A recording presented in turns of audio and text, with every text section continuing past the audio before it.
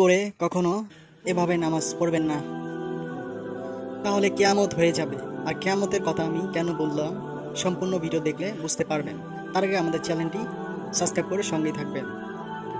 হযরত হুযায়ফা রাদিয়াল্লাহু তাআলা আনহু থেকে বর্ণিত, আমাদের প্রিয় নবী সাল্লাল্লাহু আলাইহি সাল্লাম বলেছেন, প্রথম যে আমলটি আমাদের উম্মতের কাছে থেকে উঠিয়ে নেওয়া হবে সেটা হলো খুশু।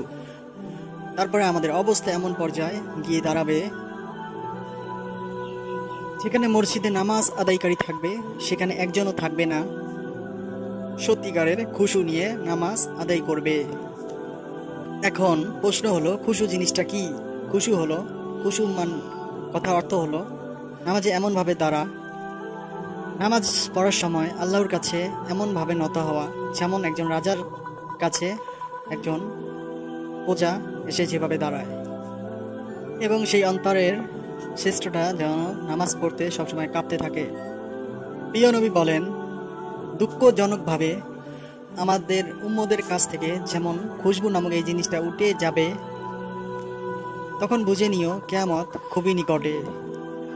ভাবুন তো, আপনার আমার নামাজ আসলে কেমন, সেটা কমেন্টে অবশ্যই লিখে যাবেন। আর প্রিয় নবীর এই হাদিসটা যদি আপনার কাছে মূল্যবান মনে হয়, তাহলে অবশ্যই ভিডিওটি শেয়ার করতে ভুলবেন না। অবশ্যই ইসলামিক ভিডিও ভালোবেসে থাকলে সাবস্ক্রাইব করে সঙ্গেই থাকবেন। আল্লাহ হাফেজ।